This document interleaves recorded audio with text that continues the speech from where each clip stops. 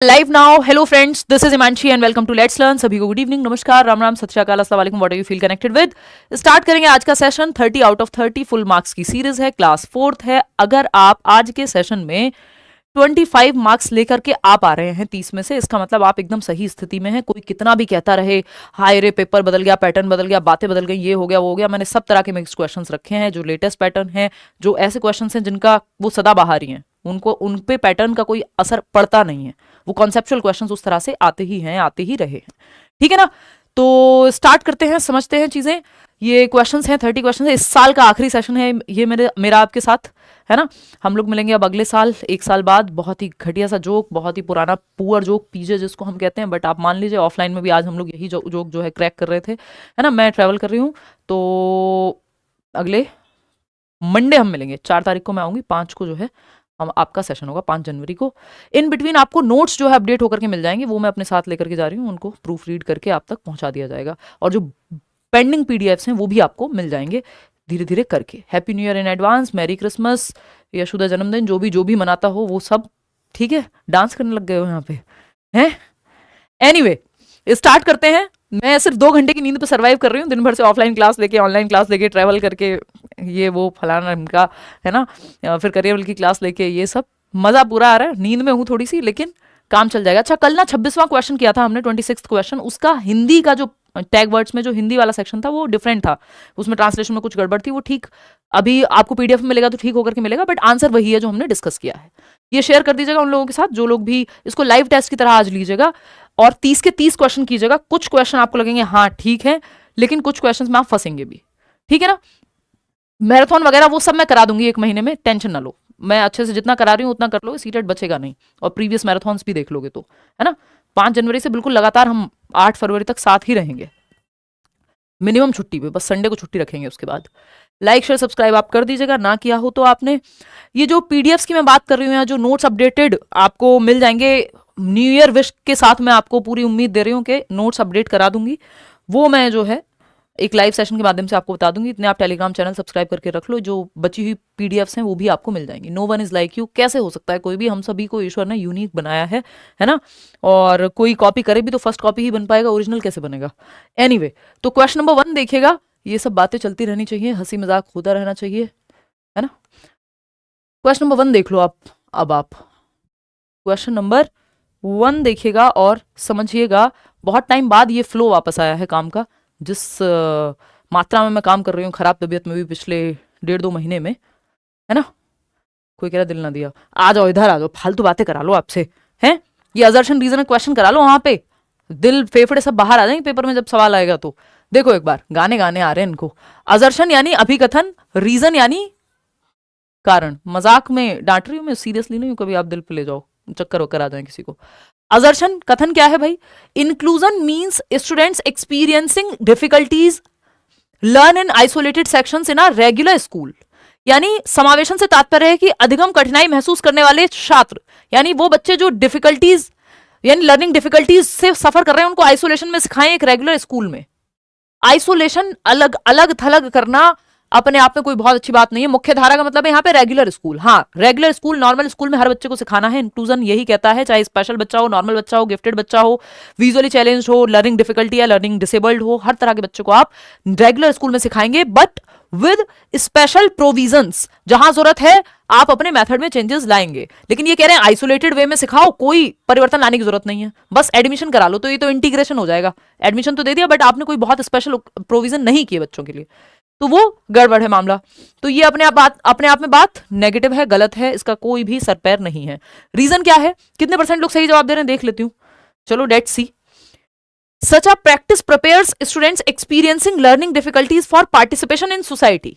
यानी इस प्रकार की जो प्रैक्टिस है, अगर आप अलग थलग उनको रखोगे, आइसोलेट करोगे, सेग्रीगेट करोगे, तो ये कठिनाई महसूस कर करके बच्चे पक्के हो जाएंगे, समाज में प्रतिभागिता के लिए तैयार हो जाएंगे। बकवास बात है एकदम, है ना। आपको इंक्लूजन के नाम पे बच्चे को टॉर्चर करने की जरूरत नहीं है। बोथ ANR आर फॉल्स, जो कि आप लोग यहाँ पे कितने लोग सही जवाब दे रहे हैं, 61%, 68 हो गया है। फिर अब बढ़ करके। ठीक, कि इंक्लूजन का मतलब एजुकेशन फॉर ऑल है, सभी के लिए शिक्षा है, और जरूरत पड़ने पे आपको अपने मेथड्स में, अपने इंफ्रास्ट्रक्चर में, अपने स्कूल के सिस्टम में चेंज करने की जरूरत है।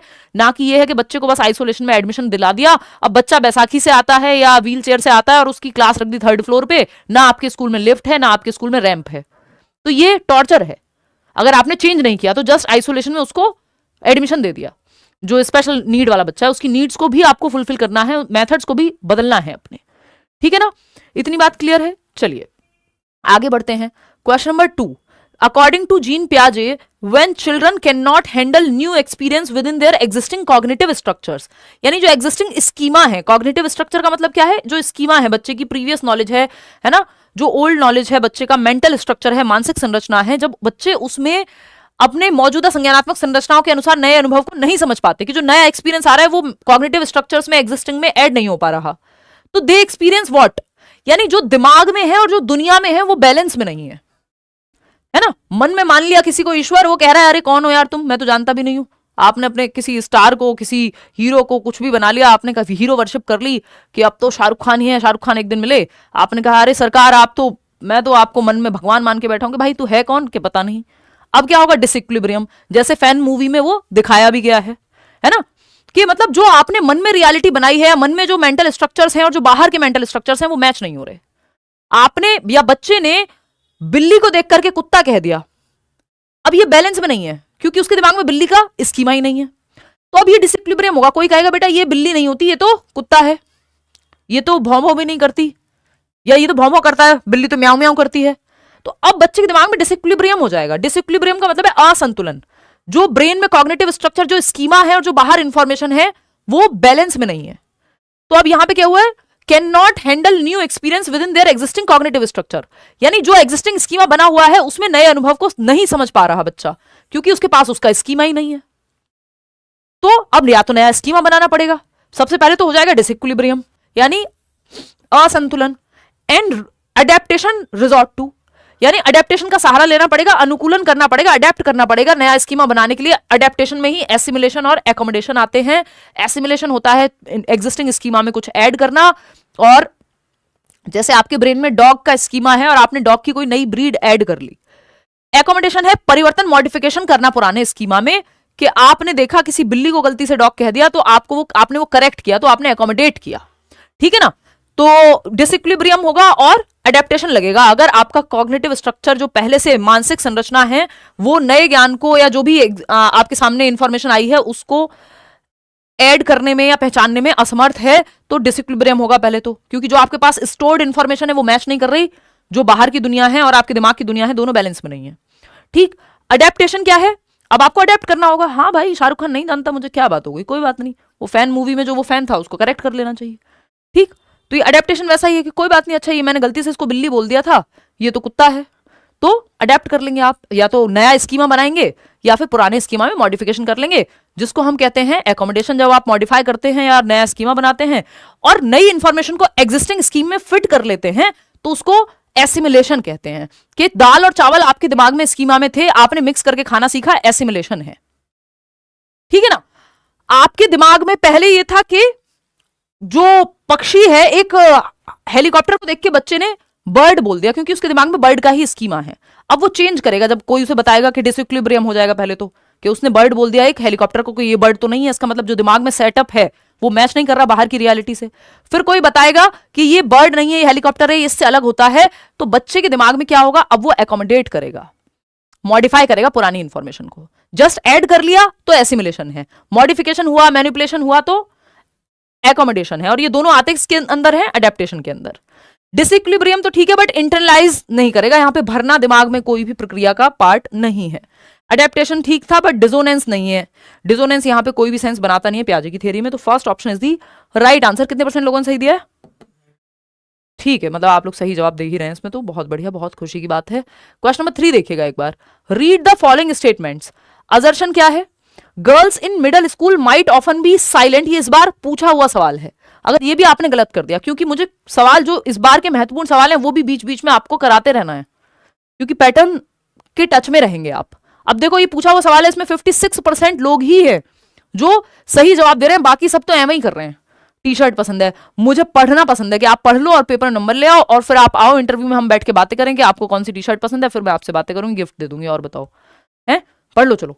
अगर हम बात करें असर्शन की या कथन की, तो माध्यमिक विद्यालय में लड़कियां अक्सर चुप रहती हैं और कक्षा की चर्चाओं में उनकी गैर भागीदारी हो सकती है। यानी वो टीनेज में है बच्चे, मिडिल स्कूल में वही बच्चे होते हैं ना जो टीनेज में जा रहे होते हैं लगभग, है ना, 14 साल का बच्चा है, 11 से 14 वर्ष के बीच में होगा, 6ठी से 8वीं का बच्चा है मिडिल स्टेज में, तो थोड़ा टीनेज गर्ल्स हैं और वो कई बार साइलेंट हो सकती हैं और नॉन पार्टिसिपेटिव भी हो सकती हैं एक्टिविटीज में, डिस्कशन में।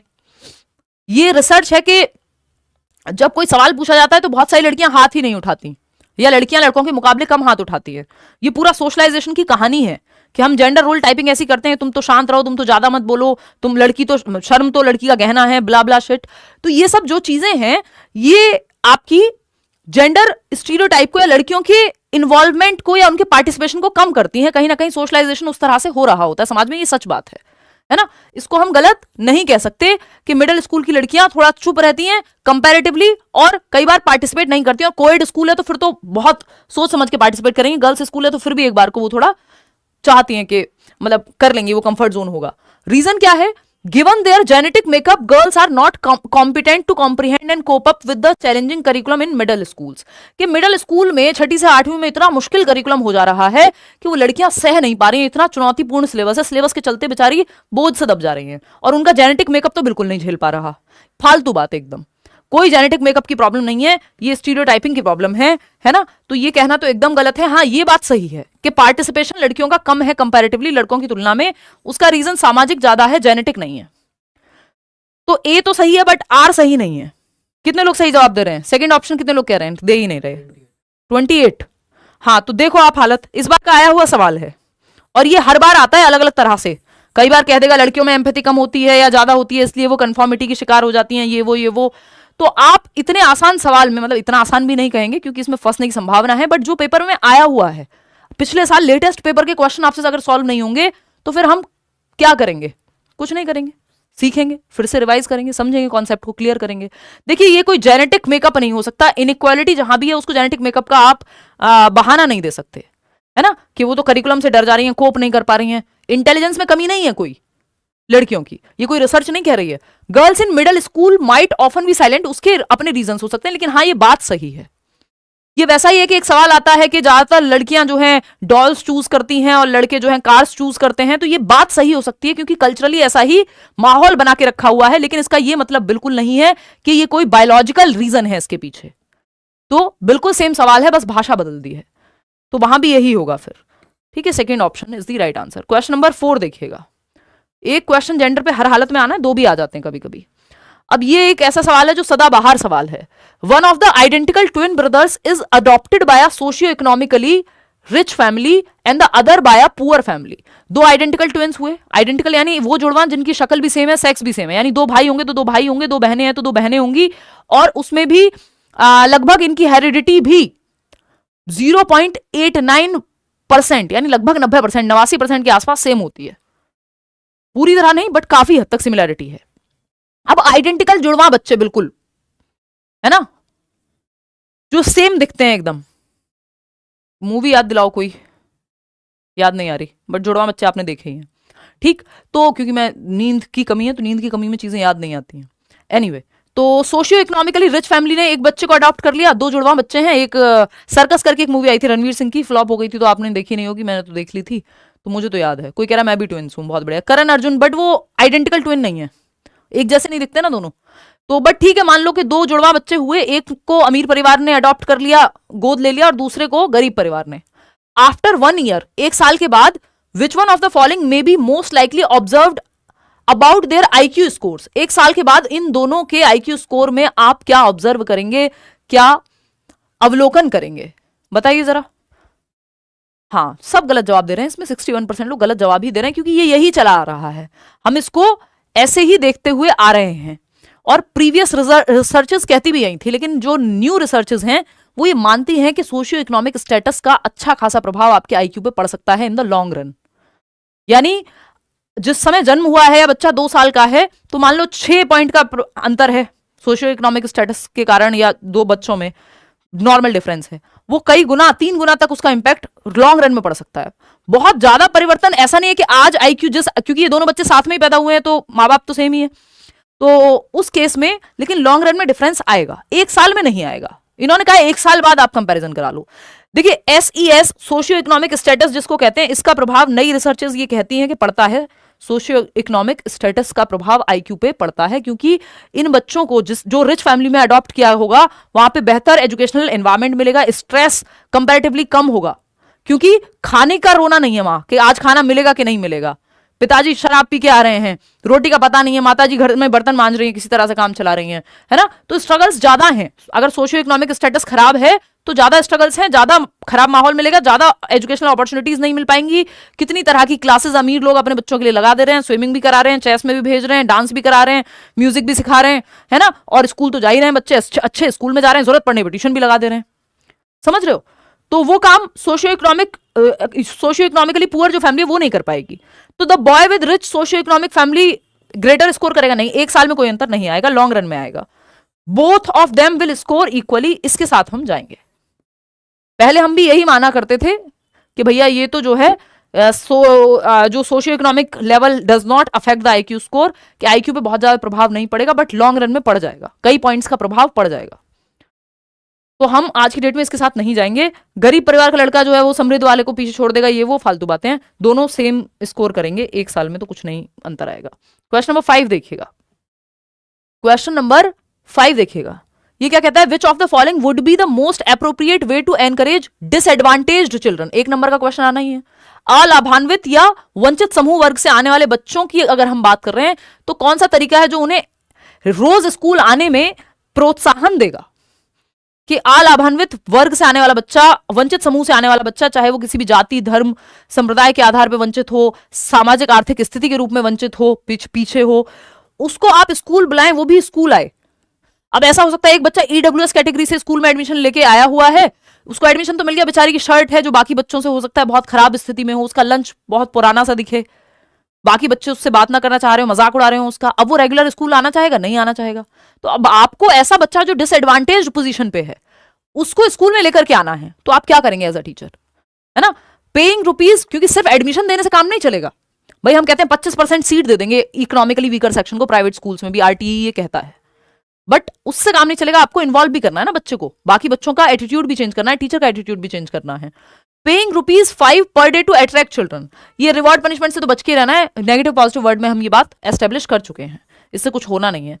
ओपनिंग रेजिडेंशियल स्कूल्स, ये जवाब आप लोग 55% लोग सही दे रहे हैं कि वो बच्चे जो डिसएडवांटेज पोजीशन से आते हैं उनके लिए ये एक तरीका होता है, वन ऑफ द वेज में से, मतलब one of the many ways में से, कि आवासीय विद्यालय खोलना, जैसे कस्तूरबा गांधी KGB बोलते हैं ना, कस्तूरबा गांधी बालिका विद्यालय, या फिर आपके EMRS भी जो है डिसएडवांटेज या डेप्राइव्ड जो बच्चे हैं उन्हीं के लिए हैं एकलव्य मॉडल रेजिडेंशियल स्कूल्स। तो क्योंकि बच्चे रहेंगे ही वहीं और वो वहीं पे पढ़ेंगे, वहीं पे सोएंगे, तो वो बात सही है।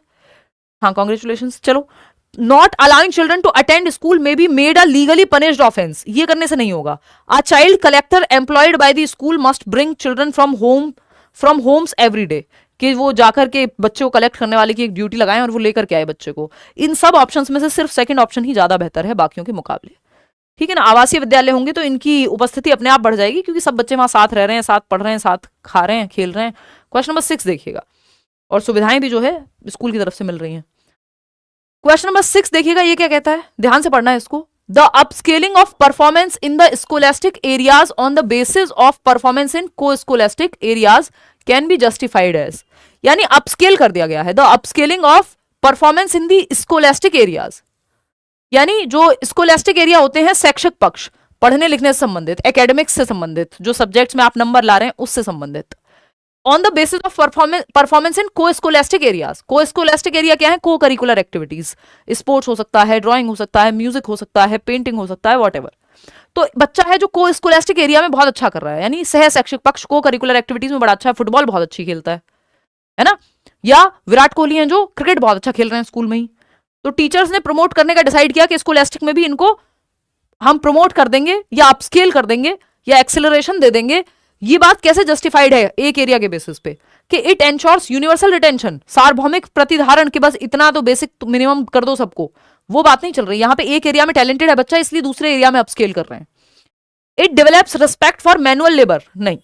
It caters to individual differences, ये बात हमें अच्छी लग रही है कि ये व्यक्तिगत विभिन्नताओं को पूरा करता है या उनका ध्यान रखता है, व्यक्तिगत विभिन्नताओं का। कि हो सकता है कि बच्चा जो है मैथ्स में अच्छा ना हो बट स्पोर्ट्स में बहुत अच्छा है, क्रिकेट में बहुत अच्छा है, तो स्पोर्ट्स वाले बच्चों को आप देखते हैं कोटा भी मिलता है, कई जगह पे एडमिशंस में भी छूट मिलती है, दिल्ली यूनिवर्सिटी से लेके बहुत सारी जगहों पे, है ना। जॉब्स में भी आप जानते हैं महेंद्र सिंह धोनी जो है टीटी थे, टीसी टिकट कलेक्टर थे, है ना। अभी उनको ऑनरेरी एक पोस्ट मिली हुई है, लेफ्टिनेंट क्या था, लेफ्टिनेंट कर्नल की, कोलोनल बोल देते हैं। तो वो बेसिकली या ऐसी बहुत सारी ऑनरेरी पोजीशंस आप देखते हैं कि कोई किसी ने मूवी में बहुत अच्छा किया, यानी सिनेमा के फील्ड में बहुत अच्छा किया तो उसको पीएचडी मिल गई, डॉक्टर की उपाधि मिल गई।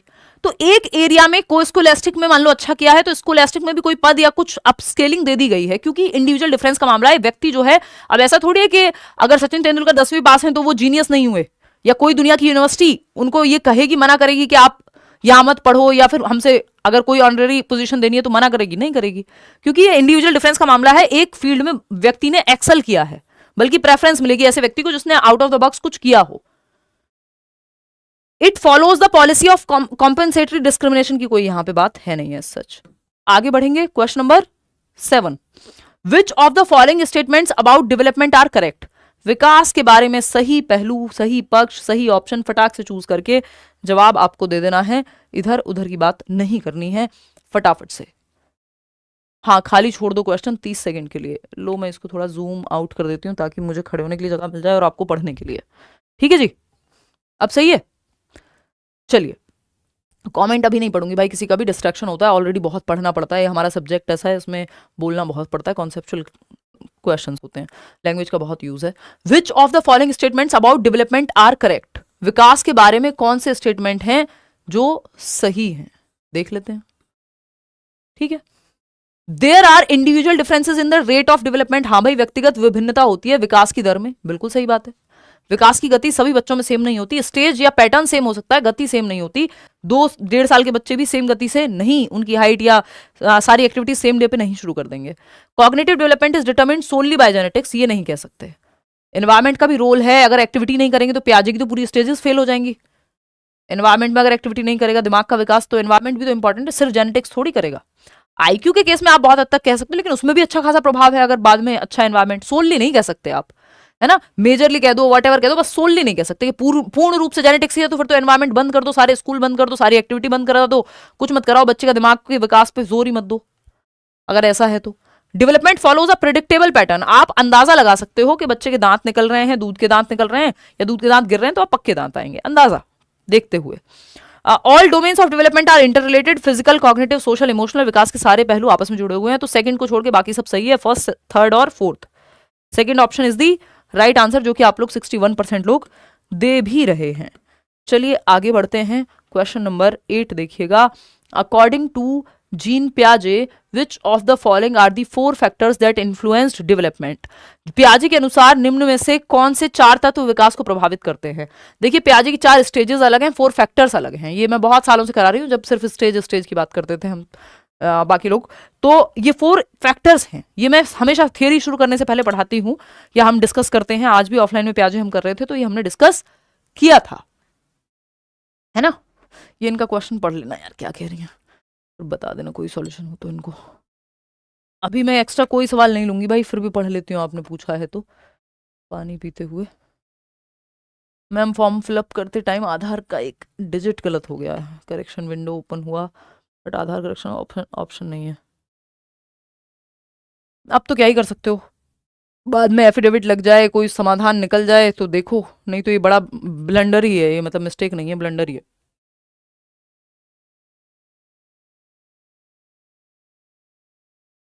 क्योंकि करेक्शन में भी ना वो बेसिक डिटेल्स चेंज करने का ऑप्शन देते नहीं है जनरली। चलिए समझते हैं। 71%। अकॉर्डिंग टू जीन पियाजे, which of the following are the 4 factors. कितने लोग दे रहे हैं फर्स्ट ऑप्शन। देखो इसकी सिंपल ट्रिक है, MESE, है ना।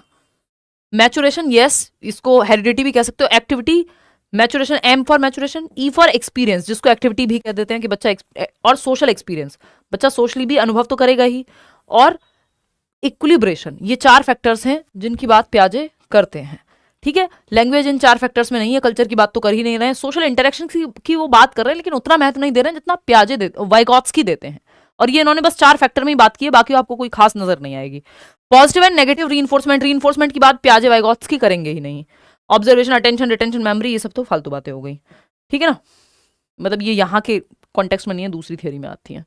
क्वेश्चन नंबर 9 देखिएगा, और 4 स्टेजेस कौन सी हैं? SPCF, sensory motor, pre operational, concrete operational और फॉर्मल ऑपरेशनल। ये 4 फैक्टर्स हैं, मैचुरेशन, एक्सपीरियंस या एक्टिविटी कह लो, सोशल एक्सपीरियंस और इक्विलिब्रेशन, जिसमें अडेप्टेशन और ऑर्गेनाइजेशन आते हैं। अडेप्टेशन में एसिमुलेशन और एकोमोडेशन आता है।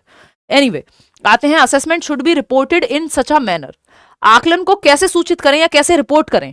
क्या आपने असेस किया है बच्चे को? कराऊंगी यार, हिंदी, हाँ, अपियरिंग स्टूडेंट्स सीटेट बिल्कुल दे सकते हैं, उसमें कोई भी दो राय है ही नहीं। एनसीटीई ने 2023 में ही आई थिंक वो क्लियर कर दिया, 23 या 21 में ही वो क्लियरिटी है उस पर।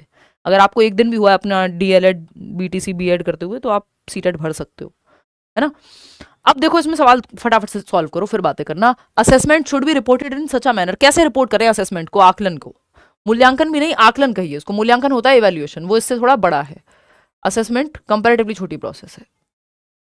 It reflects what the students can not do, ऐसा कोई असेसमेंट नहीं है, ये कोई जजमेंट पास नहीं करना है आपको। It specifies the students performance in comparison to others, वो भी अपने आप में यहाँ पे ये नॉर्मेटिव या नॉर्म असेसमेंट की बात नहीं हो रही है, एनआरटी नॉर्म रेफरेंस टेस्ट की बात नहीं हो रही है। It details what and how the student has been learning, हाँ, बच्चा कैसे सीख रहा है और क्या सीखा है उसने, ये आकलन में पता लगेगा आपको। कि आपने पोल में जवाब दिया तो पता लगेगा किस टॉपिक में कहाँ आपको समस्या आ रही है, आप पढ़ के गलत कहाँ समझ रहे हैं, जो इतने लोग गलत जवाब दे रहे हैं, हालांकि इसमें आपने ठीक जवाब दिया है।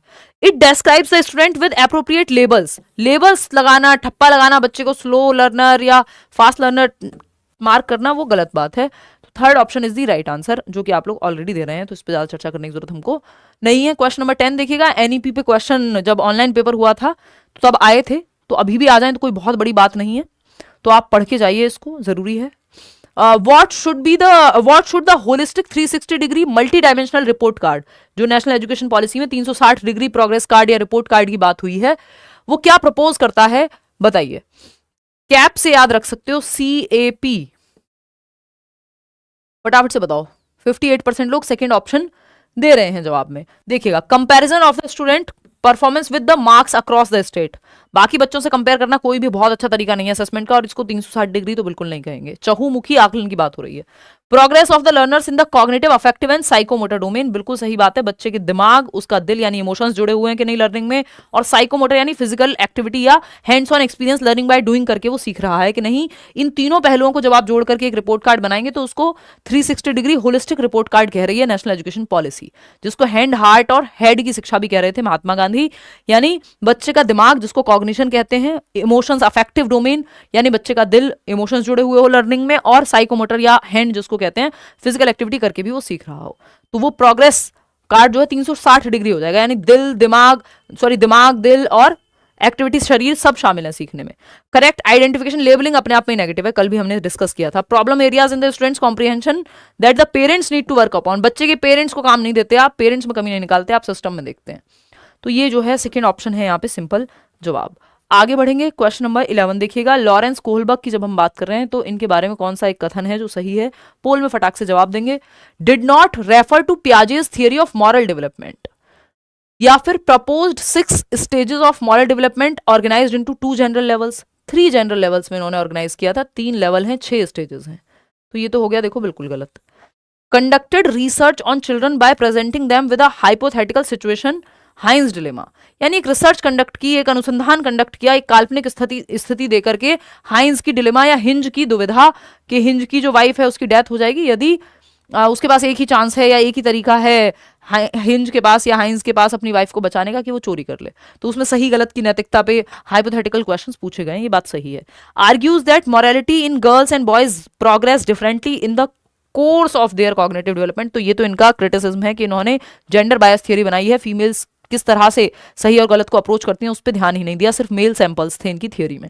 तो ये कहना तो गलत हो जाएगा, ठीक है ना। तो एक ही बात सही है कि conducted research on children by presenting them with a hypothetical situation, उनको बहुत सारी परिकल्पनात्मक सिचुएशंस देके कि ये होगा तो ये होगा, 2 लोग होंगे तो किसको बचाओगे, है ना। जैसे आप देखते हैं कि यूपीएससी के इंटरव्यूज में कई बार क्वेश्चंस पूछे जाते हैं ऐसे हाइपोथेटिकल कि एक तरफ आपको जो है ईमानदारी बचानी है, दूसरी तरफ सिस्टम बचाना है, फलाना ढिमका, 50 तरह की चीजें हो सकती हैं कि आपको रिश्वत लेने के अलावा कोई चांस नहीं मिल रहा या लेनी ही पड़ेगी, तो आप क्या करेंगे, ऊपर से पॉलिटिकल प्रेशर है और आपको वो गलत काम नहीं करना है, तो फिर आप क्या करेंगे। तो 2 दुविधा वाली सिचुएशन आपको दी जाती है, मॉरल डिलेमा वाली। तो वही इन्होंने मॉरल डेवलपमेंट को चेक करने के लिए ऐसी मॉरल डिलेमा वाली बहुत सारी सिचुएशंस दी थी, जिसमें से हाइंज एक है, ठीक है ना। तो अगर हम देखें यहाँ पे did not refer to Piaget's theory of moral development, ये कहना गलत होगा, क्योंकि पियाजे की जो थियरी है मॉरल डेवलपमेंट की, उसको इन्होंने रेफरेंस बना करके अपनी एक नई थियरी दी थी। तो ऐसा तो नहीं कह सकते कि पियाजे को रेफर नहीं किया था। ये वैसा ही है कि अब मैं कहूंगी तो विवाद होगा, है ना, कि आप जो है हाइपोथेटिकल सिचुएशन दे ली। बहुत ज्यादा आज बोलने का मन नहीं है यार, बहुत थकी हुई, किसी और दिन बोलूंगी।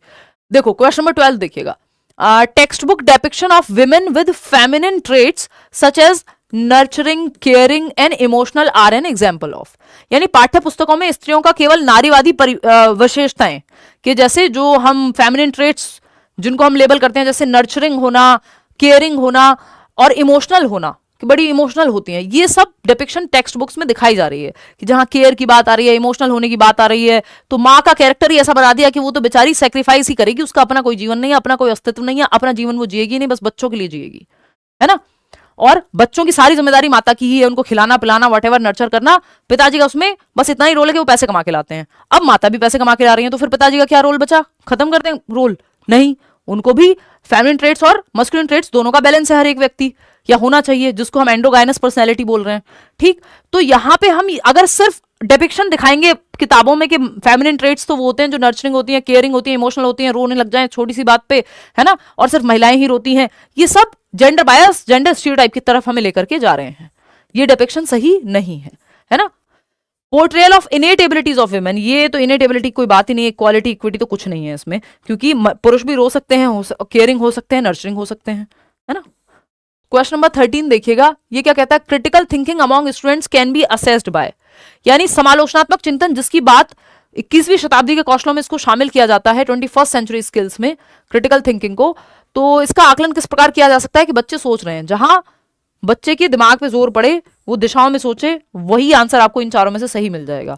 सिर्फ रिकॉल एबिलिटी के बेटा याद करके बताओ नाउन की क्या डेफिनेशन होती है, इसमें कोई क्रिटिकल थिंकिंग नहीं है, बस आपका मेमोराइजेशन लगा है ना। फिर आता है एनालाइजिंग देयर इंटरप्रिटेशन स्किल्स, उनके विवेचनात्मक कौशलों की विश्लेषण के द्वारा आप पता लगा पाएंगे कितना बेहतर एनालिसिस करते हैं, सारे पहलुओं को खोल करके समझ पाते हैं। तो उससे समझ में आएगा जितना बेहतर एनालिसिस है जिस बच्चे का, तो क्रिटिकल थिंकिंग वो अच्छी कर पा रहा है, हर एक पहलू से किसी चीज को देख पा रहा है जो क्रिटिकल थिंकिंग में होता है, कि फैक्ट क्या है, ओपिनियन क्या है। मेजरिंग देयर स्पीड ऑफ कॉपिंग, कितने बढ़िया नकल करते हैं, एक्यूरेसी कितनी है स्पेलिंग की, तो हो सकता है बहुत शुद्ध लिखता हो वर्तनी, लेकिन दिमाग चलाने को कहें तो ना चलाता हो।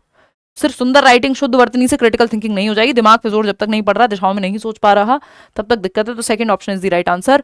क्वेश्चन नंबर 14 देखिएगा, ये क्या कहता है, in the light of contemporary theories of intelligence such as that of Harvard Gardner which of the following statements is not correct.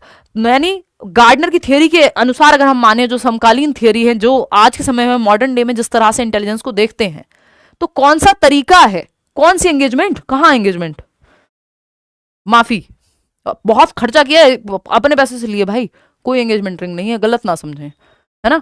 देखो बुद्धिमत्ता के समकालीन सिद्धांतों जैसे कि हार्वर्ड गार्डनर द्वारा दिए सिद्धांत के अनुसार बुद्धि के बारे में निम्नलिखित में से कौन सा कथन सही नहीं है? फूल भेजने लग गए हो, कमाल कर दियो। मतलब इंसान को अधिकार नहीं है अपनी कमाई से एक अंगूठी पहन ले, उसका मन हो तो। मैं वैसे ही नहीं पहनती हूँ, कंफर्टेबल नहीं होता है, ट्रैवल कर रही हूँ भूल जाऊंगी तो इसलिए पहन ली है।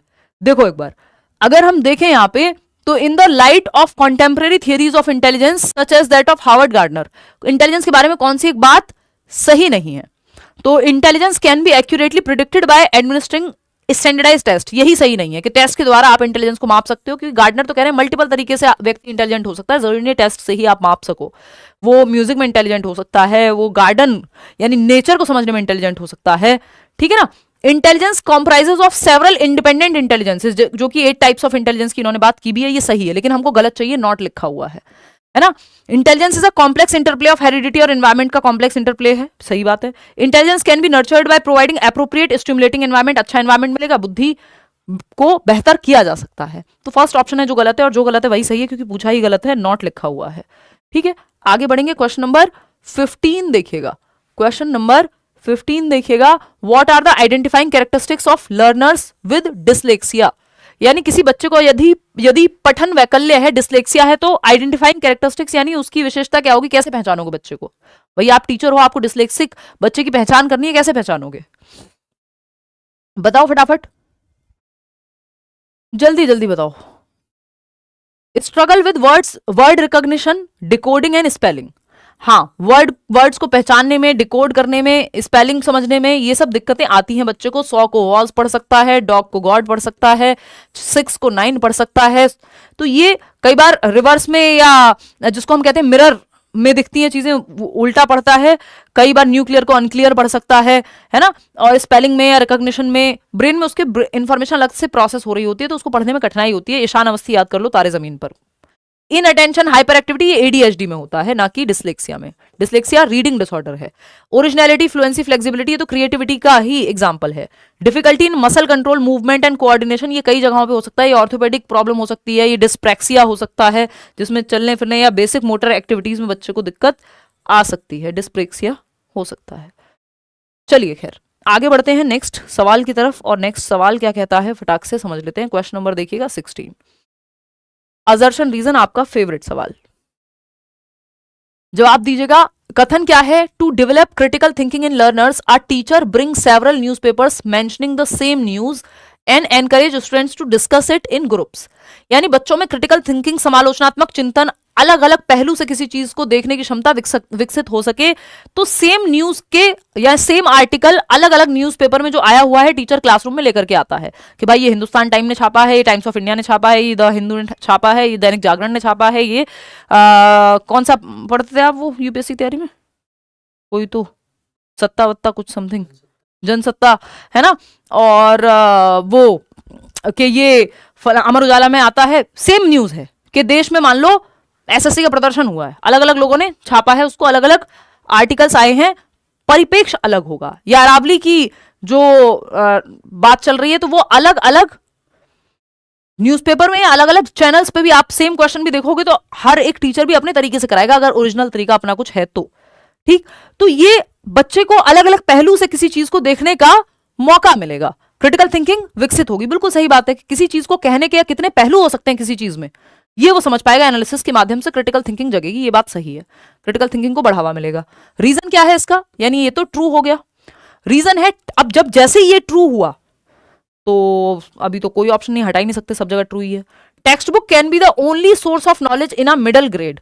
भाई ये न्यूज़पेपर की कटिंग लाने की जरूरत नहीं थी, अगर एकमात्र सर्वो सर्वा जो है टेक्स्ट बुक ही थी। Text book is one of the resources.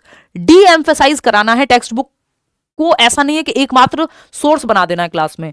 Newspaper की कटिंग से लेके, और आपके फ्लैश कार्ड से लेके, चार्ट से लेके, एक्टिविटी से लेकर के, वीडियोस से लेकर के, क्लिप्स से लेकर के, 50 तरीके से सिखाने के, इंटरनेट के माध्यम से, है ना। एकमात्र तरीका नहीं है, एकमात्र संसाधन नहीं है जो टेक्स्ट बुक है या पाठ्य पुस्तक है, कई सारे संसाधनों में से एक संसाधन है, वन ऑफ द रिसोर्सेज है, नॉट द ओनली रिसोर्स। वैसे भी ये ओनली वाले से तो आपको बचना ही होता है, कल टैग वर्ड्स में भी बताया था, तो ये तो गलत हो गया।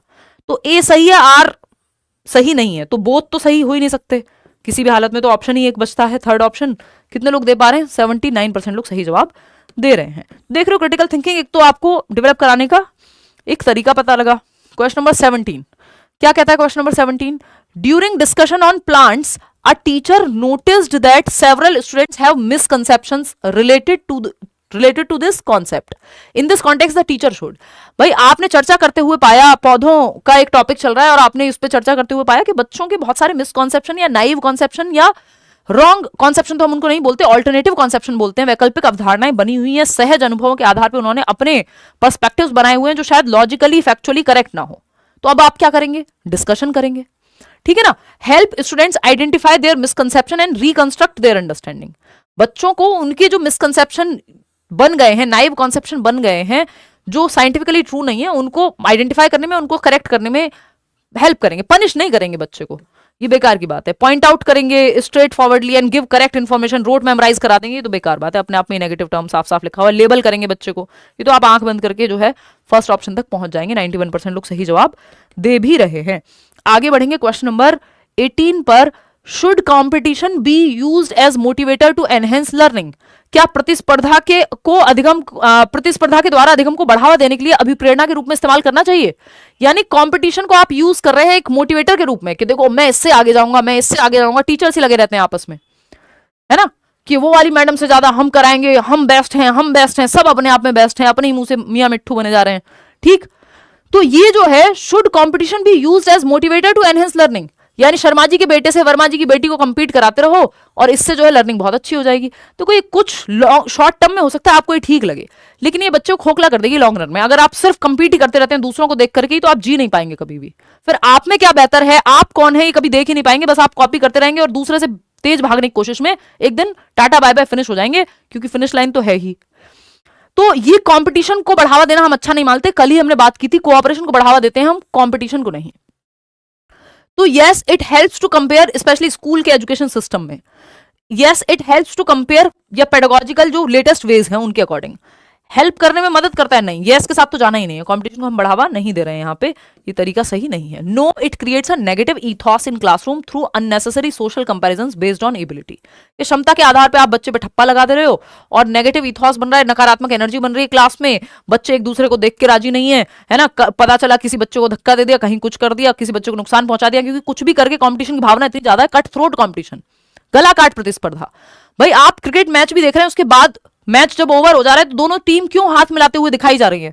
कि गेम है, ये स्पिरिट ऑफ द गेम है, कि टॉलरेट करना आप सीख पा रहे हो, कोऑपरेट करना आप सीख पा रहे हो, अपना बेस्ट दे रहे हो, फिर भी हार सकते हो, हार जीत गेम में लगी रहती है, ये सीख रहे हो। तो हैंडशेक कर रहे हैं, चाहे आपका अंदर से आप रो रहे हो कि वर्ल्ड कप हार गए, तो वो स्पिरिट ऑफ द गेम है। तो क्योंकि उससे फिर क्या होगा, नेगेटिव ईथॉस क्रिएट हो जाएगा अगर हम सिर्फ यही भावना रखेंगे। तो दूसरी जगह भी नो है, बट रीजन क्या दिया है, it can only be used for students with special needs. ये तो बकवास बात है कि सिर्फ स्पेशल नीड वाले बच्चों को कंपीट कराओ, बेकार बात।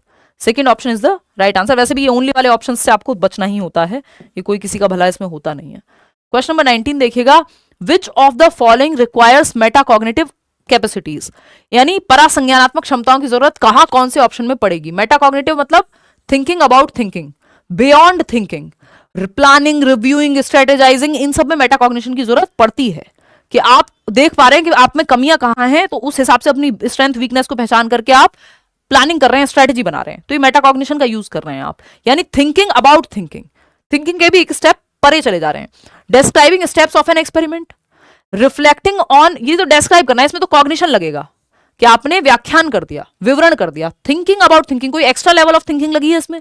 नहीं, थिंकिंग लगी है बस, जो कि कॉग्निशन का पार्ट है, रिफ्लेक्ट कॉग्निटिव एक्टिविटी है। Reflecting on one's own strategies of solving a problem, जैसे ही रिफ्लेक्ट करने की बात आएगी, प्लान करने की बात आएगी, रिव्यू करने की बात आएगी, स्ट्रेटेजाइज करने की बात आएगी, thinking about thinking, awareness about awareness, ये सब जो है अपनी स्ट्रेंथ को लेके, अपनी वीकनेस को लेके अवेयरनेस की बात आएगी, तो हम कहेंगे हाँ मेटाकॉग्निशन का इस्तेमाल यहां हो रहा है, जो कि 90% लोग सही जवाब दे रहे हैं। Repeating the prescribed procedure of a mathematical operation, repeat करने में कोई कॉग्निशन नहीं लग रहा है, ये तो रट्टाफिकेशन है। रिकॉल करना भी रट्टाफिकेशन है।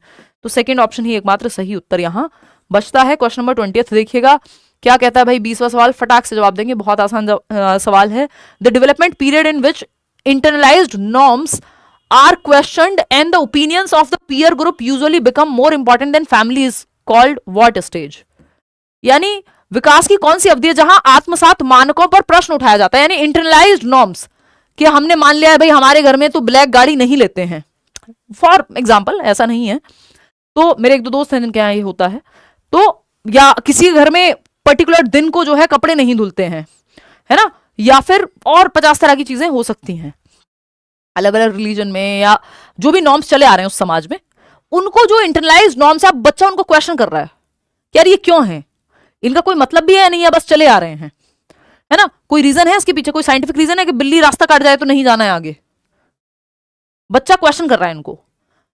And the opinions of the peer group, जो उसके दोस्त हैं उनकी जो ओपिनियन है, उनका जो थॉट है, वो ज्यादा इंपॉर्टेंट हो जाता है परिवार से। वो परिवार से लड़ लेगा, दोस्तों की मानेगा, दोस्तों में रहना ज्यादा पसंद करेगा। सिंपल एडोलेसेंस है ये, फीलिंग ऑफ रिवोल्ट है, विद्रोह की भावना, है ना। एडोलेसेंस 12 से 18 और पीयर ग्रुप का तो एक्सट्रीम प्रभाव होता ही है, ठीक। तो ये एक बात हुई। आगे बढ़ेंगे, क्वेश्चन नंबर 21 देखिएगा और जवाब दीजिएगा फटाफट। अगर हम देखते हैं यहां तो ये क्या कहता है भाई, question number 21, seeing that their son Ravi was interested in reading and could read at the age of 3। Parents ने देखा रवि के कि उनका बच्चा रवि जो है 3 साल की उम्र में ही पढ़ना जो है शुरू कर चुका था और इंटरेस्टेड था रीडिंग में, किताबों को देख करके जल्दी पढ़ना शुरू कर दिया उसने। His parents got him a lot of books. अब ये देख करके बच्चे को प्रिडिक्ट किया उन्होंने कि यार ये तो इस फील्ड में अच्छा कर सकता है, तो पेरेंट्स जो है कई सारी बुक्स लेकर के आगे बच्चे के लिए, रीडिंग बुक्स होती हैं, बड़ी बड़ी पिक्चर्स होती है उनमें, है ना। Due to his parents encouragement Ravi's reading was way advanced as per his age. अब पेरेंट्स ने क्योंकि एनकरेज किया, बच्चों को देखा कि क्रिकेट बचपन में किसी ने देखा होगा विराट कोहली को खेलते हुए, तो एकेडमी ले गए। तो टैलेंट को देख के ये रिकॉग्नाइज कर पाना कि बच्चे में कोई क्षमता है, टैलेंट है, हेरिडेटरी है, कुछ हद तक नेचुरल टैलेंट है, अब उसको एनवायरमेंट भी वैसा ही दे रहे हो, तो ये तो अच्छी बात है। इससे क्या होगा, बच्चा बाकी अपनी उम्र के बच्चों से ज्यादा तेजी से पढ़ पा रहा है क्योंकि उसका इंटरेस्ट था उस तरफ और एनवायरमेंट भी अच्छा मिल गया। इट्स लाइक स्पोर्ट्समैन या स्पोर्ट्स पर्सन बोलना चाहिए। स्पोर्ट्स पर्सन की अगर हम बात कर रहे हैं तो स्पोर्ट्स पर्सन हैं दोनों माँ बाप किसी बच्ची के, और उनका जो बच्चा है, बेटा है या बेटी है, वो अगर उसको थोड़ा एनवायरमेंट अच्छा दिया जाए तो संभावना है, क्योंकि हेरिडिटी से उसके पास क्षमता है और एनवायरमेंट भी अच्छा मिल जाए तो बेहतर कर सकता है। Which principle of development can be inferred from the above example. अब इसका मतलब नहीं है हर एक स्पोर्ट में, फिर उसका इंटरेस्ट भी देखना पड़ेगा किस तरफ है, ठीक है ना। चलिए खैर, अब इस पे बढ़ेंगे आगे और समझेंगे कौन हर्ट हो गया ये। अच्छा, ये कहने से कुछ होता नहीं है पेन किलर, है ना। बहुत बार सिस्टम बदलने की आप कोशिश करते हो और इस चीज का तो कोई भी वो नहीं होता, क्योंकि अगर डेट एक्सटेंड हो गई है अब हम ये कह ही नहीं सकते कि भाई हमारा फॉर्म रह गया था, समझ रहे हो। देखिएगा, सिस्टम ऐसे चलता नहीं जैसे हम सोचते हैं। Which principle of development can be inferred from the above example. क्या, कौन सा प्रिंसिपल है, हेरिडिटी एंड एनवायरमेंट का। ये development is a result of interaction between heredity and environment. बच्चा जल्दी पढ़ने लग गया, दूसरों से तेज पढ़ रहा है अपनी उम्र के बच्चों से, यानी जो विकास की गति है या दर है वो ज्यादा हो गई, क्योंकि हेरिडिटी जो टैलेंट था उसके अंदर जो नेचुरल दिख रहा था और एनवायरमेंट भी अच्छी किताबें ला करके दे दी, तो ये हेरिडिटी एंड एनवायरमेंट दोनों वाला प्रिंसिपल है। क्वेश्चन नंबर 22 देखिएगा। 22वां सवाल क्या कहता है, which of the following statements about socialisation is correct. सामाजिकरण के बारे में कौन सा एक स्टेटमेंट सही है। 1 नंबर में क्वेश्चन आता है सामाजिकरण से। There is a uniform way of socialization across cultures. Uniform कोई बहुत अच्छा चीज होती नहीं है, बस कपड़ों में ठीक होती है। Socialisation is a complex process in which several agencies influence children during various times in their life span. सामाजिकरण एक जटिल प्रक्रिया है जिसमें कई संस्थान बच्चों के जीवन में अलग अलग समय पे अलग अलग भूमिका निभाते हैं। बच्चों को सामाजिक नियम, कायदे, कानून, तौर तरीके सिखाने के लिए जब वो स्पोर्ट्स एकेडमी में जाता है तो वहाँ के तौर तरीके सीखता है, वो एनसीसी में जाता है तो वहाँ के तौर तरीके सीखता है, वो स्कूल में जाता है तो वहाँ के तौर तरीके सीखता है, नॉर्मल रिश्तेदारों में जाता है तो वहाँ के तौर तरीके सीखता है, दुनिया घूमता है तो वहाँ के तौर तरीके सीखता है, पहनावा सीखता है, खाना पसंद करता है, खाना खाता है, भाषा सीखता है। ये सब सामाजिकरण का ही पार्ट है। बहुत सारी एजेंसीज हैं जो अलग अलग तरह से बच्चे के सामाजिकरण को इन्फ्लुएंस करती हैं। एक कॉम्प्लेक्स प्रोसेस है, कोई सिंपल प्रोसेस नहीं है या लीनियर प्रोसेस नहीं है, ठीक है ना। थर्ड ऑप्शन क्या है, media and family are secondary agency. देखिए, फैमिली सेकेंडरी कभी नहीं हो सकती, मीडिया हो सकता है, तो ये गलत हो गया। Secondary socialization occurs first when the children learn their individual identity. ये फैमिली में होगा, जब इंडिविजुअल आइडेंटिटी सबसे पहले फैमिली वाला जो सोशलाइजेशन है वो पहले होगा, बाद में जो है सेकेंडरी सोशलाइजेशन होगा, तो ये भी गलत हो जाएगा। तो सेकंड ऑप्शन एकमात्र सही है। कितने लोग सेकंड ऑप्शन सही दे रहे हैं, फटाफट बताओ कितने। 85। चलो फिर तो कोई दिक्कत नहीं है, आप लोग सवाल सही कर ही दे रहे हो। मुझे लगता है थोड़ा और स्पीड में चलेंगे क्योंकि आप लोग जवाब तो दे ही दे रहे हो, और आज का हम थोड़ा टेस्ट के फॉर्म में भी ले जाने वाले थे। मेरा गला बोल चुका है सुबह से, बोल बोल के जवाब दे दिया है, काढ़ा वाड़ा पी के सब कर लिया। अब गला कह रहा है बेटा चुप हो जाओ, बहुत हो गया तुम्हारा, है ना। शादी कब कीजिएगा। अमन पढ़ लो, पढ़ाते हुए अच्छी लग रही हूँ, शादी कब कीजिएगा। फुर्सत नहीं मिल रही है छुट्टी पे जाने की, 9 सालों में पहली बार न्यू ईयर मनाने जा रही हूँ कहीं, है, शादी करा लो। देखो एक बार, विच वन ऑफ द, बहुत खुश दिख रहे हैं ना शादी करने वाले लोग आसपास। Which one of the following is an example of a fine motor skill. आपको पता है GS, gross motor skills, gross to fine जाते हैं, जीएफ सॉरी, गर्लफ्रेंड नहीं है ये आपकी, gross to fine motor skills ये सीक्वेंस रहता है। ग्रॉस मोटर बड़ी मांसपेशियां, आपकी आर्म्स की, आपकी लेग्स की मसल्स जो हॉपिंग यानी कूदने में इस्तेमाल होंगी, तो ये ग्रॉस मोटर स्किल का उदाहरण है। स्थूल गतिक कौशल, है ना। रनिंग, इसमें बड़ी मांसपेशियां आपकी टांगों की और आपकी हाथों की, बाहों की जो आपकी मांसपेशियां हैं वो यूज होंगी। क्लाइंबिंग, आप चढ़ाई कर रहे हैं, आप क्लाइंब कर रहे हैं, कोई पहाड़ पे चढ़ रहे हैं, तो ये भी ग्रॉस मोटर स्किल का ही उदाहरण है। लेकिन राइटिंग, आपकी हैंड आई कोऑर्डिनेशन या आपकी फिंगर्स और आई का कोऑर्डिनेशन जहां लगे, राइटिंग, ड्राइंग, पेंटिंग, स्केचिंग, है ना, सुई में धागा डालना, ये सब, आपके आईलाइनर लगाना, ये सब फाइन मोटर स्किल्स का उदाहरण है, क्योंकि छोटी मसल्स का कोऑर्डिनेशन चाहिए, आपकी आंखों की और आपके हाथों की मसल्स का कोऑर्डिनेशन चाहिए। बड़ी मांसपेशियों का जहां कोऑर्डिनेशन चाहिए उसको ग्रॉस मोटर कहते हैं। ये तो आप आंख बंद कर देखना कितने लोगों ने सही दिया है इसमें, तो 84। बहुत दुख की बात है यार, ये तो 100%, चलो मान लेते हैं गलती से भी टाइप हो जाता होगा, तो 95% लोगों तो कम से कम ये सही देना था। इससे आसान सवाल बन कहाँ रहा है दुनिया में, लड्डू क्वेश्चन था ये, लेकिन आता है एक नंबर में अलग अलग तरीके से। क्वेश्चन नंबर 24 देखिएगा, ये क्या कहता है, in a socio constructivist classroom what all would be a source of knowledge. एक सामाजिक संरचनावादी कक्षा में, जो वाइगॉत्स्की की कक्षा होगी, जहां बच्चे ग्रुप में सीख रहे होंगे, कुछ इंटरेक्शन करके सीख रहे होंगे, समाज के साथ इंटरेक्शन में सीख रहे होंगे, है ना। आपको मेरा मैसेज नहीं दिख रहा, शिवानी नहीं दिख रहा भाई, अब आपने कुछ लिखा नहीं, बस रो रहे हो इसमें, ये दिख गया है। और फटाफट से जवाब दो, और 4-6 सवाल हैं इसके बाद, फिर आप अपने घर और मैं अपने घर, आई मीन अपने अपने घर ही हैं हम लोग, ऑफिस से तो मैं आई गई हूँ।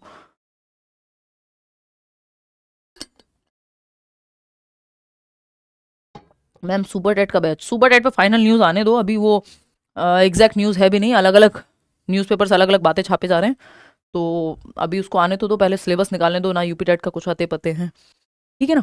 देखिए, तो socio constructivist classroom what all would be a source of knowledge, जहां बच्चे ग्रुप में एक्टिव होंगे या समाज के साथ जुड़े होंगे, सिंपल बात, ग्रुप में एक्टिव नहीं भी होंगे तो समाज के साथ किसी ना किसी तरह से सक्रिय होंगे, इंटरेक्शन में होंगे, न्यूज़पेपर्स के माध्यम से, हाँ भाई आपको पता चलता है आसपास क्या चल रहा है, पीयर्स यानी आपके साथी समूह ग्रुप के माध्यम से, यस, टेक्स्ट बुक के माध्यम से भी आपको अलग अलग चीजें पता चलती हैं देश दुनिया में क्या हो रहा है, फोक टेल्स जो आपकी लोक कथाएं हैं, कितनी सारी कहानियां हैं जो चलती हैं, तो उनसे भी आपको समाज के बारे में पता लगता है, और इंटरेक्शन कर रहे हैं, दादी नानी से आप कहानी सुन रहे हैं, तो सोशल इंटरेक्शन भी हो रहा है, ठीक है। न्यूज़पेपर से डायरेक्ट वन वे ना, मतलब ऐसा नहीं है कि 2 वे हो रहा होगा रियल टाइम में, बट इंटरेक्शन तो हो रहा है, दुनिया की खबर तो आपको मिल रही है, चीजें तो आप जान रहे हैं, ऐसी टेक्स्ट बुक या फोक टेल से भी मिल रही है।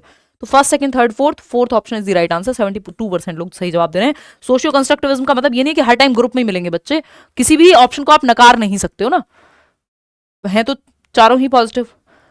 A student is likely to experience dash when attribution for success is considered internal and dash when attribution for failure is considered external। ये जवाब अगर आप लोग 70% लोग भी सही दे देंगे तो मैं मान जाऊंगी आप लोगों को कि हाँ आपकी तैयारी सही दिशा में जा रही है। क्वेश्चन मुश्किल नहीं है, पढ़ के बस सही तरीके से जवाब देना मुश्किल है, मुश्किल भी नहीं है, मतलब उसमें आप थोड़ा पैनिक कर जाते हैं। सिर्फ 51% लोग कह रहे हैं और वो भी गलत कह रहे हैं। दिखाना इसका रेशो, मैं देखती हूँ, रुको। तो अगर मैं देखूं यहां, तो सही जवाब देने वालों की जो संख्या है वो है सिर्फ 36%। वो भी तब बदल रहे हो आप लोग ग्रेड के जैसे जब मैंने कह दिया कि गलत दे रहे हो। 53% लोग जवाब देख रहे हो, तुक्के लगा रहे हो। A student is likely to experience dash when attribution for success, यानी उसकी जीत का जो श्रेय है वो आप इंटरनली आरोपित कर रहे हो कि यार तुमने बहुत मेहनत की इसलिए तुम जीते हो, तो प्राइड महसूस होगा, बच्चे को गर्व की भावना आएगी, हाँ यार मेहनत की और जीते हैं, तो प्राइड की भावना आएगी।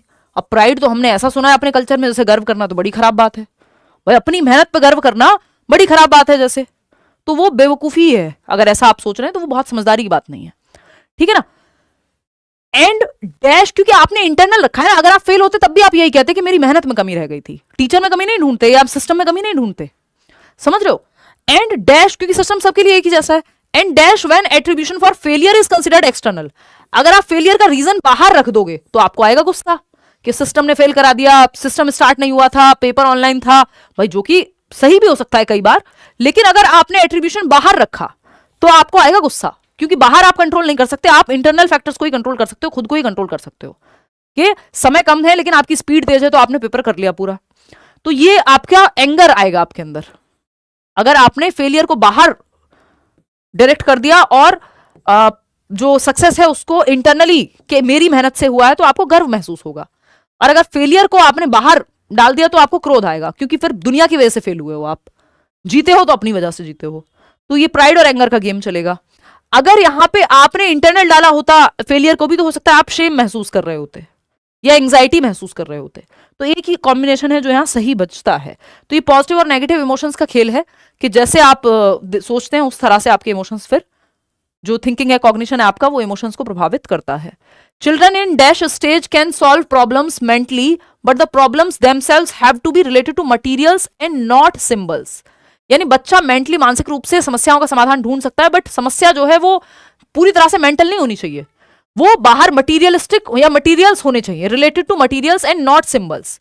कि सिंबल्स के मान लो एक्स का मान इतना है, ये नहीं होना चाहिए। मानना ना पड़े, बच्चे को दिखे कि 2 सेब हैं, 2 में से 1 चला गया, ये 20 सेब हैं, 5 दे दिए एक बच्चे को, 5 दे दिए एक बच्चे को, 4 बच्चों में बराबर बांट दिए तो कितने बचे, तो या कितने गए होंगे, तो आप कहोगे भाई 5-5 सेब 4 ग्रुप में बांट दिए आपने, या 4 बच्चों को बांट दिए। तो वो मटेरियल या concrete material touch and feel कर सकता है जिस चीज को, उसका वो प्रॉब्लम सॉल्व कर देगा बच्चा, उतना लॉजिक उसमें आ चुका है। 7 से 11 वर्ष कॉन्क्रीट ऑपरेशनल। अगर सिंबल्स को सिंबल्स की जगह रख के सॉल्व कर पाता तो ये फॉर्मल ऑपरेशनल हो जाता है ना, और सिंबॉलिक थॉट पहली बार आ रहा होता तो प्री ऑपरेशनल हो जाता। ठीक है, तो ये 3 चीजों में डिफरेंस है। आगे बढ़ेंगे, पियाजे का क्वेश्चन है, क्वेश्चन नंबर 27 देखिएगा। वाइल पियाजे views children as dash, Vygotsky views children as dash. जहां पियाजे बच्चों को कैसे देखते हैं, एक्टिव ही देखेंगे, एक्टिव देखेंगे, पैसिव तो नहीं देखेंगे ना, तो ये दोनों ऑप्शन तो आप पहले ही हटा दो भाई, ये दोनों ऑप्शन तो हट ही गए, क्योंकि बच्चे को निष्क्रिय तो ना पियाजे देखते हैं ना वाइगॉत्स्की देखते हैं, तो सेंस ही नहीं बनता इनका, तो ये पिक्चर से ही बाहर हो गए। अब आपके पास सिर्फ 2 ऑप्शन है, दोनों में से चूज करना है आपको। 83% लोग सेकंड ऑप्शन कह रहे हैं, देख लेते हैं। वाइल पियाजे views children active in manipulating ideas, यानी आइडियाज पे वर्क करना, उनको चेंज करना, उनमें हेरफेर करना, हाँ सही बात है, एक्टिवली, दोनों बातें सही हैं। वाइगॉत्स्की व्यूज चिल्ड्रन एज पैसिव इन सोशल कॉन्टेक्स्ट, पैसिव नहीं देखेंगे वाइगॉत्स्की और पियाजे में, ये तो कॉमन बात है कि दोनों बच्चे को एक्टिव रखते हैं, एक समाज में और एक एनवायरमेंट में। तो एक्टिव इन मैनिपुलेटिंग आइडियाज और एक्टिव इन सोशल कॉन्टेक्स्ट, सामाजिक संदर्भों में, डिबेट में, डिस्कशन में, ग्रुप में बच्चे सीख रहे हैं। सेकंड ऑप्शन 92% लोग सही जवाब दे रहे हैं। I am very proud of you कि भैया आपने जो है, वेरी क्या होता है वैसे, प्राउड ऑफ यू ही ठीक था, है ना, ये सुपरफ्लुअस बना दिया हमने इसको। 28 देखिएगा, क्वेश्चन नंबर 28 देखिए, फटाफट से जवाब दीजिएगा। Orthopaedically impaired children are likely to have, यानी जिन बच्चों को अस्थि बधिर बच्चे या फिर जिनको हड्डियों से संबंधित समस्या होती है, जिन बच्चों को ऑर्थोपेडिक्स की इंपेयरमेंट होता है, उनको क्या होने की संभावना बढ़ जाएगी। बहुत बड़े सृजन, तो डिस्ग्रेफिया, डिस्थीमिया, डिस्थीमिया थोड़ा सा मेंटल स्टेट है कि एक माइल्ड डिप्रेशन जैसा महसूस हो रहा है व्यक्ति को, सब उजड़ा उजड़ा लगेगा, जैसे यूटोपिया में सब बढ़िया बढ़िया लगता है, ये डिस्टोपिया डिस्थीमिया टाइप की स्थिति है जहां नेगेटिव इमोशंस आप फील कर रहे हैं, एक माइल्ड डिप्रेशन जैसा आपको महसूस हो रहा है। डिसकैलकुलिया तो कैलकुलेशन से संबंधित है, ये तो मेंटली है, फिजिकल या हड्डियों का इसमें क्या रोल है ना, फिजिकल तो इसमें कुछ करना नहीं। डिसलेक्सिया भी पढ़ने से संबंधित है, इसमें भी कोई फिजिकल एक्टिविटी का लेना देना नहीं है, ऑप्शन ही एक बचेगा।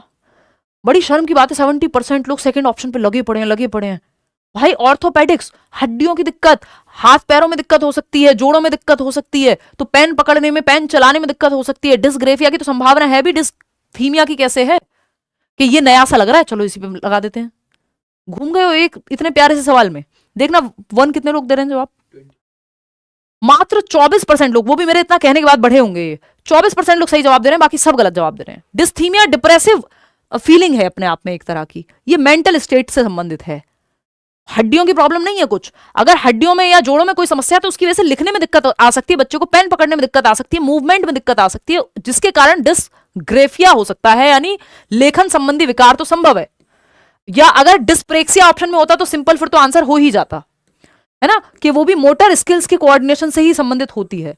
लेकिन अगर जिसका मोटर स्किल्स का कोऑर्डिनेशन, यानी मान लो डिस्प्रेक्सिया है, तो उसको लिखने में भी तो दिक्कत हो सकती है। तो एक ही ऑप्शन सही बच रहा था आसपास का, आपने तुक्के लगा डाले, शाबाश। क्वेश्चन नंबर 29 देखिएगा क्या कह रहा है ये।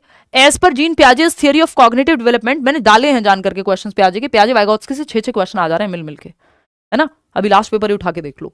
As per Jean Piaget's theory of cognitive development at which stage do most children clearly understand past, present and future. देखना ध्यान से पढ़ना, मोस्ट चिल्ड्रन क्लियरली अंडरस्टैंड, यानी कंप्लीट क्लैरिटी आ जाती है, स्पष्ट रूप से वर्तमान, भूत और भविष्य को समझने लगते हैं। यानी कल जो गया है, जाने वाला कल, पास्ट वाला, भूतकाल वाला कल, आने वाला कल, भविष्य, और जो प्रेजेंट में आज है यानी वर्तमान, इन तीनों की क्लियर कट समझ बच्चे में आ जाती है। किस स्टेज में? शाबाश, बहुत बढ़िया, 57% लोग गलत जवाब दे रहे हैं। जरा मैं एक बार देख लेती हूं कि आप लोग, इतना बेसिक सवाल है ये, और 30% लोग ही सही जवाब दे रहे हैं, बाकी सब गड्ढे में है इस समय। अभी के लिए ठीक कर लेंगे, निकाल लेंगे गड्ढे से, कोई बात नहीं, इसीलिए पढ़ रहे हैं, असेसमेंट फॉर लर्निंग हो रहा है। यानी 56% लोग कह रहे हैं कि आंसर जो है ये होगा। कितना, 20% कितना है कॉन्क्रीट ऑपरेशनल? 30%। अब 32% है, ये स्थिति जो है यहां है। मतलब सही जवाब इसका कॉन्क्रीट ऑपरेशनल है, फॉर्मल नहीं है। बाकी सबकी तो काउंटिंग ही क्या करें। मैं एक बार को बहुत अच्छा मान लेती आप लोगों को अगर 56% लोग जवाब ये दे रहे होते, इसकी संभावना फिर भी ज्यादा थी। एनीवे, देखो सेंसरी मोटर का तो कोई लेना देना है नहीं, जन्म से 2 वर्ष के बच्चे को तो अपना ही पता, अपनी ही सेंसेस एक्टिविटीज कर ले, वो सब बहुत बढ़िया है, इतना ही इनफ हो जाएगा। देखिए पास्ट प्रेजेंट की समझ आनी कहां शुरू हो जाती है, बिगिंस तो यहीं पे प्री ऑपरेशनल 2 से 7 में, उसको आइडिया लगने लगता है, बस उतना क्लियर नहीं होता जितना 7 से 11 में क्लैरिटी आ जाती है। अब ये मत कहना 11 से 15 में और क्लैरिटी आएगी नेक्स्ट स्टेज में, यहां आ चुकी है उसको पास्ट प्रेजेंट फ्यूचर की समझ। कॉन्क्रीट ऑपरेशनल में क्लियर समझ आ जाती है। शुरुआत कहां से हो जाती है, तो शुरुआत तो यहीं पे जो बेसिक समझ एक आ जाती है वो 2 से 7 में ही आ जाती है, लेकिन क्लियर समझ जो है वो 7 से 11 में, पास्ट प्रेजेंट और फ्यूचर की। आगे बढ़ेंगे, क्वेश्चन नंबर 30 है, आखिरी सवाल है आज का। अडोलेसेंट्स में एक्सपीरियंस, यानी किशोर अनुभव कर सकते हैं डैश। तभी मैंने कहा था आज 25 नंबर ले आए तो धुरंधर ही हो फिर आप।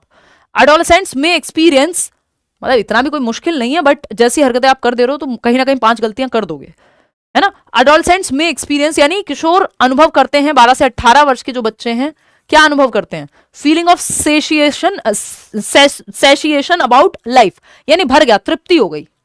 मुझे होता है कभी कभी, होना नहीं चाहिए वैसे इस एज में, बट होता है बिकॉज ऑफ सेवरल फैक्टर्स। हो भी सकता है, मतलब होना नहीं चाहिए भी नहीं कह सकते, क्योंकि जो भी मैस्लो की हायरार्की में नीड्स के स्तर हैं काफी हद तक सेटल्ड ही हैं, तो ऐसा लग सकता है कि जीवन के बारे में तृप्ति की भावना, हालांकि भूख रहनी चाहिए, बट ऐसा 12 से 18 में तो नहीं होगा। उसको तो गाड़ी भी लेनी है, बंगला भी लेना है, दोस्तों के साथ फॉरेन ट्रिप पे भी जाना है, सब करना है। 12 से 18 वाले को तो टीनेजर है वो, तो उसको तो नेता भी बनना है, अभी तो करियर में क्या करना है यही नहीं पता, तो तृप्ति कहां से आ गई, है ना। तृप्ति डिमरी की बात नहीं कर रहे हैं, एनिमल मूवी मत चले जाइएगा प्लीज। तृप्ति से मतलब यहां सेसिएशन से है, यानी भर गया मन, ठीक है ना। तो ये फीलिंग ऑफ सेसिएशन अबाउट लाइफ ये इस उम्र में नहीं आती, ये कहीं बुढ़ापे में जाकर के आएगी। आपने बहुत कुछ अचीव कर लिया है, आप क्वेश्चनिंग कर रहे हैं, बहुत सेल्फ एक्चुअलाइजेशन के पथ पे चल रहे हैं, तब ऐसा लगे तो समझ में आता है। Anxiety and concern about themselves, ये तो बेचारे अभी यही हैं। आइडेंटिटी क्राइसिस है, मैं करूंगा क्या, मैं हूं कौन, मुझे लोग बड़ा समझ रहे हैं, बच्चा समझ रहे हैं, मुझे आइडेंटिटी क्या होगी, मेरी करियर क्या परस्यू करूंगा, है ना, प्रेम कहां होगा, ये सब बातों में वो तो अभी है, अपने बारे में चिंता है, खुद से निकले तो सोचे ना। Feeling of fear about since committed in childhood, बचपन में किए गए पापों के प्रति भय की भावना, बकवास बात है एकदम, ये बाबा बंगाली टाइप बात है, इससे दूर रहें, इसका यहाँ एक्चुअल रियलिटी से कोई संबंध नहीं है। फिर आता है फीलिंग ऑफ सेल्फ एक्चुअलाइजेशन, इसके लिए अभी बहुत पापड़ बेलने हैं, अभी तो बच्चे को अपना पर्पस नहीं पता, वो किस चीज में अच्छा है, किस फील्ड में जाएगा, क्या सच क्या झूठ, है ना। वो जो बाकी की स्टेजेस हैं, फिजियोलॉजिकल नीड्स बहुत हद तक पूरी नहीं हुई है, रोटी कपड़ा मकान, पिताजी अगर घर से निकाल दें या माताजी, तो पता नहीं है कि 4 दिन बाबू सोना कहाँ कहेंगे, वो तो फिजियोलॉजिकल नीड्स पिताजी ने पूरी की हुई हैं, तो सेल्फ एक्चुअलाइजेशन तो अभी, या माताजी ने पूरी की हुई है, तो सेल्फ एक्चुअलाइजेशन तो अभी बहुत दूर है। तो आपकी जो सेल्फ एक्चुअलाइजेशन है वो तो हाईएस्ट लेवल है कि आप पर्पस तलाश रहे हैं, आपका हाईएस्ट पोटेंशियल क्या हो सकता है वो आप कर रहे हैं, दुनिया घूम रहे हैं, मतलब जानना चाह रहे हैं खुद को। तो अगर हम देखें फिजियोलॉजिकल नीड्स या सेफ्टी नीड्स, फिर लव एंड बिलोंगिंगनेस की नीड्स, फिर सेल्फ एस्टीम की, समाज में थोड़ी इज्जत चाहिए, फिर कहीं सेल्फ एक्चुअलाइजेशन जाकर के आएगा कि आपके सेफ्टी वेफ्टी हो गई, 4 पैसे कमा लिए, इज्जत कमा ली, सब कर लिया, अब क्या है, ठीक है ना। इसमें तो गलती कर दे रहे हो, लेंदी तो छोड़ ही दो। Anxiety and concern about themselves, बच्चे जो हैं अपने ही करियर को लेकर के एंग्शियस हैं। आउट ऑफ 30 क्वेश्चंस कितने क्वेश्चंस आपने ठीक किए ये आप बताइएगा। और ये पीडीएफ जितनी भी पेंडिंग है पिछले 4 सेशंस की, और भी टैग वर्ड वाली, असर्शन रीजन वाली, ये एक एक करके आपको कल परसों में देखने को मिल जाएंगी, कल तो नहीं परसों में देखने को मिल जाएंगी, कल भी मैं ट्राई करूंगी वैसे, ठीक है ना। तो अब हम सीधा मिलेंगे अगले साल 5 तारीख को, 4 को मैं आ जाऊंगी, हो सकता है 4 को भी सेशन लगा दूं, बट अगर मैं थकी हुई रही तो 5 को लाऊंगी, मंडे है 5 को, ठीक है ना। तो 8-9 दिन के लिए हम लोग नहीं मिल रहे हैं, मतलब ऑलमोस्ट 10 डेज। तो ये एक बात हुई, आउट ऑफ 30 क्वेश्चंस कितने ठीक हुए, इतने आप previous sessions, previous marathon sessions, notes ये सब पढ़ सकते हो। और न्यू ईयर पे मैं एक बार लाइव आपके नोट्स जो सीडीपी के फ्री नोट्स हैं वो अपडेट करा दूंगी, वो मैं थोड़ा प्रूफ रीड भी कर लूंगी, तो आप तक वो पहुंच जाएंगे, ठीक है ना। वो मैं अनाउंस कर दूंगी टेलीग्राम चैनल पे। कितने क्वेश्चंस आपके ठीक हुए वो आप कमेंट्स में बता दीजिएगा। 27, 30 में से 30 भी आए हैं, वाह। 24, 16, बहुत बढ़िया, ऑनेस्टली ही लिखना है। Happy new year in advance, merry Christmas. आप सभी जो है अगले साल में जैसे जैसे प्रवेश कर रहे हैं, तो इस साल खुद से प्रॉमिस करके कड़ी मेहनत करें कि एक नौकरी तो ले ही लेनी है, और नौकरी कैसे ले लेनी है? मेहनत हर दिन अगर आप मेहनत कर रहे हैं तो आप खुद में गर्व ही महसूस करेंगे, जैसा कि हम अभी क्वेश्चन जो है पढ़ रहे थे कि जब आप इंटरनल फैक्टर्स देखते हैं कि आपके हाथ में क्या है, आपकी मेहनत, तो आप पूरी कोशिश कर रहे हैं, अपनी तरफ से बेस्ट दे रहे हैं, सही स्ट्रेटजी अपना रहे हैं, मेहनत कर रहे हैं, तो बात बन जाएगी, है ना। ऑल द बेस्ट, मेरी तरफ से बेस्ट विशेस कि आप एक नौकरी देश भर में आपको मिल जाए सरकारी, जिसके लिए आप तैयारी कर रहे हैं। फिर आप अपनी मन चाही भी ले लें, लेकिन पहले एक नौकरी मिलना जरूरी है, उससे कॉन्फिडेंस आ जाएगा आपका। बैंक में जब सैलरी क्रेडिट होने लगेगी, घर वाले भी कहेंगे हाँ ठीक है यार, अब ये खुद का देख लेगा खुद या देख लेगी खुद, तो फिर आप बाकी आपको अपने होम स्टेट में आना हो वो सब आप बाद में करते रह सकते हैं। तो जहाँ मौका मिल रहा है वहाँ फॉर्म भी भरिए, तैयारी भी कीजिए, पेपर भी दीजिए, है ना। ये मत सोचिए पूरी तैयारी होगी तब होगी बात। आपकी वॉइस क्यूट है, धन्यवाद। अभी तो चेंज हो चुकी है पूरी, क्योंकि नींद से बैंड बज जाती है थोड़ी। चलिए आज के लिए इतना ही रखते हैं, मैं अब आपको अगले साल मिलूंगी। Thank you so much, take care. इतने आप प्रीवियस वीडियोस और नोट्स वगैरह देखते रहिएगा। Take care, good night. Comments में बता दीजिएगा कोई आपका सवाल हो। और अब लेवल हम धीरे धीरे जब न्यू ईयर में जाएंगे तो बहुत सारी चीज़ें हैं जो आपको उस तरह से करानी है, जैसे प्याजे पे क्वेश्चन कराने हैं, सीसी पे क्वेश्चन कराने हैं, कई सारे टॉपिक्स पे क्वेश्चन कराने हैं, और भी कुछ कुछ चीज़ें, वो आप एक महीना पूरा अगर सिर्फ सेशन देख लेंगे रात को 9 बजे आकर के, तो बात आपकी बन जाएगी। और मैं कोशिश करूंगी कि 9 बजे ही फिर उसको शुरू कर दिया करें। चलिए take care, bye, happy new year.